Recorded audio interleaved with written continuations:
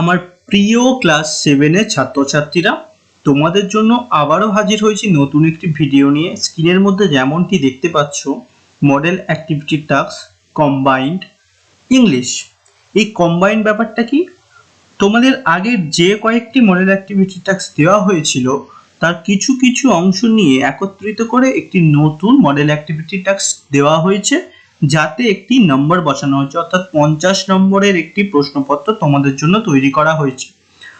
আজ তোমাদের ইংরাজি পত্রটা সমাধান করে দেখাবো।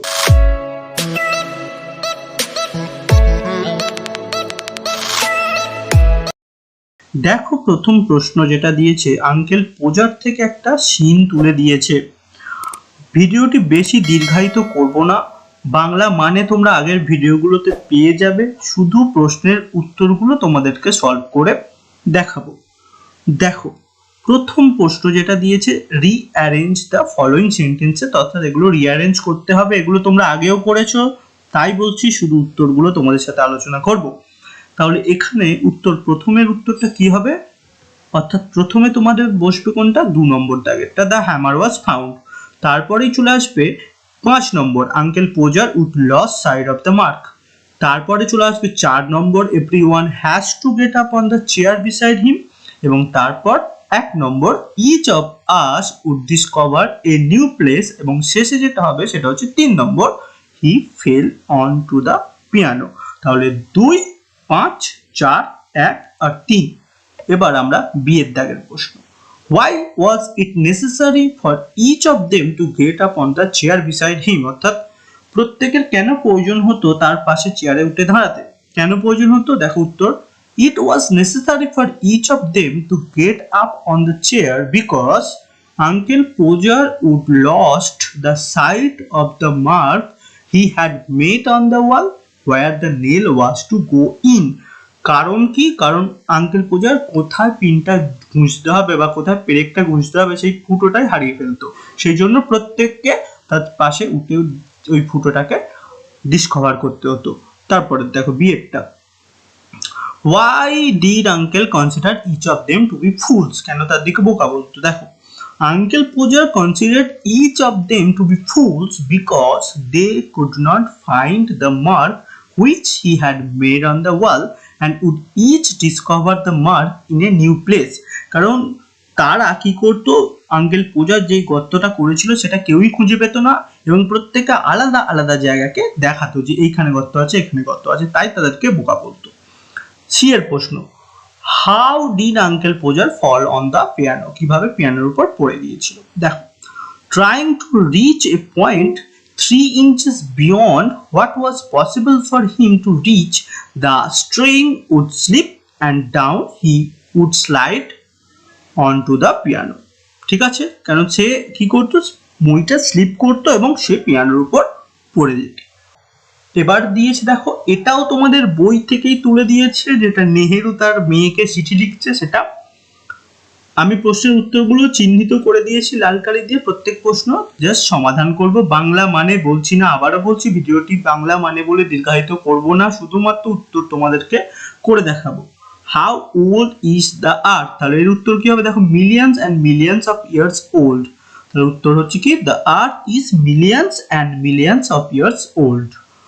Describe the earth before man exists. মানুষ আসার আগে পৃথিবী কিরকম ছিল সেটা বর্ণনা করতে বলেছে। দেখো এখানে লেখাই আছে, before the men came there were only animals and before the animals there were a time when no kind of life existed on the earth. একদম জাস্ট লাইনগুলো তুলে দেওয়া হয়েছে। তারপরে প্রশ্ন আছে, why was there no life on the earth? কেন পৃথিবীতে কোনো প্রাণ ছিল না? এর উত্তর কি হবে? there was a time when the earth was too hot for any living being to live on it. অর্থাৎ পৃথিবী প্রচন্ড উত্তপ্ত ছিল, তাই সেখানে কোনো প্রাণ ছিল না।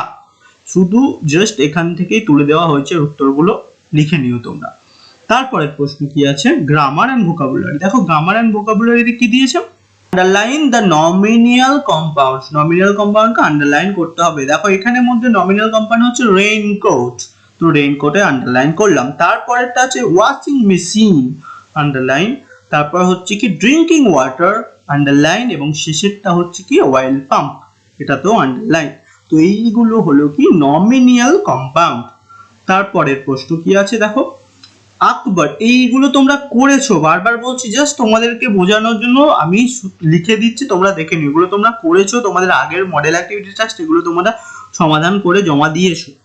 দেখো প্রথমেরটা তাহলে কি হবে, আকবর দ্য গ্রেট মুঘল এম্পারার, এটা কি হবে 2 এর দাগের যেটা আছে রিংড। তারপরটা কি আছে, Anamika loves to have card.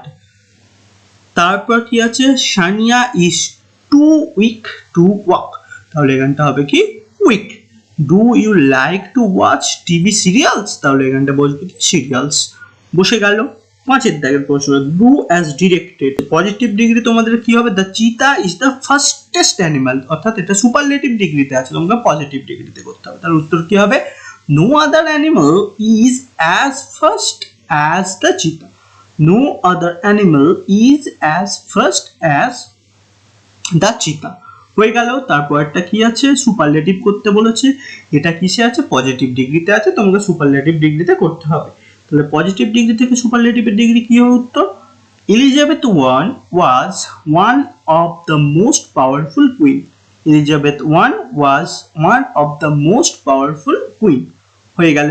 3 নম্বরটা কি আছে, 3 নম্বরটা করতে হবে কম্পারেটিভ ডিগ্রিতে, এটাও আছে পজিটিভ ডিগ্রি, তাহলে কম্পারেটিভ ডিগ্রিতে করলে কি হবে, উত্তরটা কি হবে, Tania is প্রিটিয়ার than any other girls of our school, Tania is প্রিটিয়ার than any other girls of our school. তারপর কি আছে, 4টা, হিজ অ্যাপ্লিকেশন ওয়াজ রিজেক্টেড, তো রিজেক্টেড এর জায়গায় অ্যান্টোনিমস অর্থাৎ বিপরীত শব্দ বসাতে হবে। রিজেক্টেড মানে প্রত্যাখ্যান করা, অ্যাকসেপ্টেড মানে গ্রহণ করা, তাহলে কি হবে, হিজ অ্যাপ্লিকেশন ওয়াজ অ্যাকসেপ্টেড, কি হবে, হিজ অ্যাপ্লিকেশন ওয়াজ অ্যাকসেপ্টেড। তারপরটা কি যে don't it the rotten apples, এখানে পার্টিসিপল অ্যাডজেক্টিভ কি হবে, রোটেন, তো রোটেনের নিচে আন্ডারলাইন করে দিলেও হবে, বা রোটেন লিখে তুমি লিখে দেবে যে পার্টিসিপল অ্যাডজেক্টিভ। এই গেল 5 থেকে সমাধান। এবার 6, ফিলাথেলিস্ট মানে হচ্ছে ওয়ান হু কালেক্ট স্ট্যাম্প, তাহলে এটা হবে 1টা। তারপরটা হচ্ছে এথিস্ট হচ্ছে কি, সেটা হচ্ছে 2টা, দেখো যে ভগবানে বিশ্বাস করে না, one who does not believe in the existence of god. তারপর স্কাল্পচার, যেটা কি করে, যে পাথর খোদাই করে মূর্তি তৈরি করে, তাকে বলে স্কাল্পচার। তারপর হচ্ছে অ্যাপিয়ারি, অর্থাৎ যেখানে মৌমাছির চাষ করা হয় সেটা হচ্ছে অ্যাপিয়ারি। তারপর হচ্ছে পেসিমিস্ট, অর্থাৎ যে সবকিছুতে নেগেটিভ চিন্তা ভাবনা করে তাকে বলে পেসিমিস্ট। তারপর হচ্ছে ইনএভিটেবল, তাহলে কি হবে, সার্টেন টু হ্যাপেন। দেখে নাও এই নাম্বারগুলো, প্রথমেরটা 3, তারপরটা 5, তারপরটা 4, তারপরটা 6, তারপরটা 1 এবং শেষে হচ্ছে 2। এরপরের প্রশ্ন কি আছে, রাইটিং তোমাদের দিয়েছে, রাইটিং হচ্ছে লেটার, এটাও আমি করে দিয়েছিলাম, সেই লেটারটাই আবার তোমাদেরকে আলোচনা করব। যে তুমি তোমার এখানে লিখবে মাই ডিয়ার তন্ময়, তোমার কাজিনের যেটা নাম সেটা তুমি এখানে লিখবে, এখানে যেই দিনে লিখছো সেই দিনের তারিখটা দেবে। এটা যেহেতু আমি আগস্ট 29 লিখেছিলাম সেই জন্যই তারিখটা দেওয়া আছে, তো এটা লিখবে এবং এখানে কি করবে, তোমার নিজের ঠিকানাটা দেবে। কিভাবে লিখবে, it is a long time since we met, I hope you are fine there, I know very well that you have never visited to a village. It is really very soothing. Why don't you come and spend a few days during the puja vacation in our village? I am sure you will enjoy very much if you come. Our village is small but really very charming. Our village is not as crowded as your town. You will have here fresh air, vegetables, fish and milk.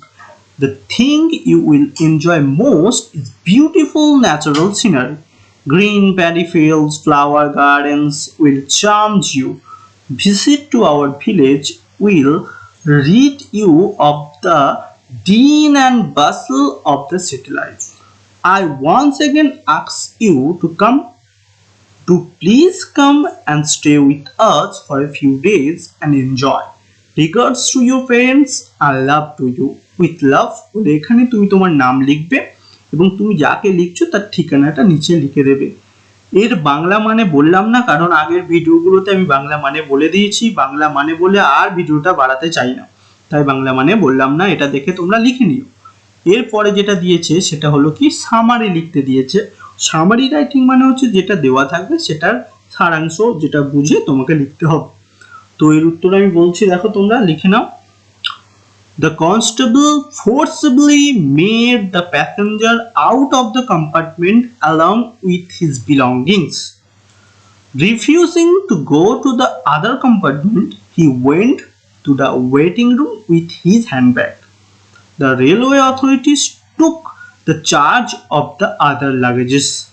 আমি আমার মতো করে এটা লিখে দিয়েছি, তোমরা তোমাদের মতো করেও লিখে নিতে পারো, কারণ সামারি বিভিন্ন ভাবেও লেখা যায়।